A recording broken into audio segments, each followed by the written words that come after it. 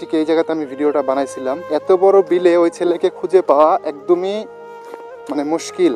চিনেন? দেখছেন বলে মনে হচ্ছে কোনোদিন? চিনেন কিনা দেখেন তো। দেখেছি তো। হ্যাঁ, ছেলের নাম রাসেল। রাসেল। হ্যাঁ হ্যাঁ, ঠিক ঠিক জিজ্ঞেস ধরছেন। করলো রাসেল আমার নাম। হ্যাঁ, কই আছে বলতে পারবেন? ভোটার লিস্ট কাজ করলো কদিন যেটি। রাসেল ভাই নাকি? আল্লাহ রে আল্লাহ আল্লাহ আল্লাহ, আপনারে আমি পুরা বিল তন্ন তন্ন করে খুঁজতেছি রে ভাই। আপনি ভিডিও এর- করেন না ভাই, চলে যান ভাই। আমি কি আপনার কোনো ক্ষতি করছিলাম সেই দিন? না না না, এখন না। আপনি যদি বলেন যে ভিডিও করা যাবে না, আমি চলে যাবো, আপনার ভিডিও আর করবো না। প্লিজ কান্না করেন না ভাই, হ্যাঁ প্লিজ কান্না করেন না ভাই প্লিজ। আজকে আমি আপনার কান্নার কারণ হয়ে গেলাম রে ভাই। আরে ভাই আমি মানুষের কাছে বেশি কিছু চাই না, আমাকে একটা গাড়ি করে দিলে আমি চাই খাইতে পারবো ভাই। আমাকে অনেক সাহায্য করে ভাই, ঠিক মতো খাইতে দেয় না। আমি সব মুখ বুঝে সহ্য করে গেলে করে আছি ভাই, শুধু বাচ্চাদের জন্য। হ্যাঁ,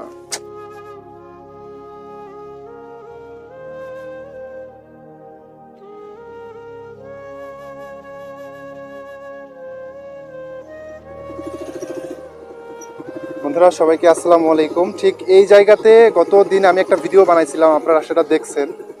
এখানে অলরেডি এখন পুকুর হয়ে গেছে, পুকুরের মতো করছে।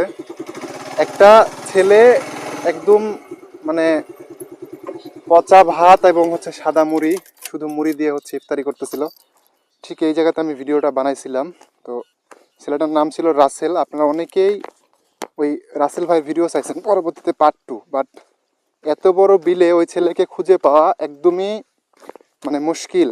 এখন আমি এখানে আজকে আসলাম, যদি ওরে পাই তাহলে তো ভিডিও বানাতে পারলাম, আর যদি না পাই তাহলে মন থেকে অনেকটাই কষ্ট পাবো। ঠিক এইখানে বসেছিল ছেলেটা, এগুলো সব বড় বড় হয়ে গেছে দেখতে।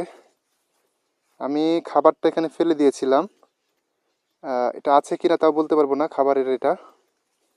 ঠিক আমি এখানে ফেলে দিয়েছিলাম খাবারের ওই ইয়েগুলা, ভাত ফেলে দিয়েছিলাম তো হয়তো বা নাই, কিছু খেয়ে ফেলেছে। ঠিক এইখানে আমি ভিডিওটা বানাইছিলাম, এইখানে আপনারা জায়গাটা দেখলে বুঝতে পারবেন। তো আজকে কিন্তু রাসেল ভাই এখানে নাই।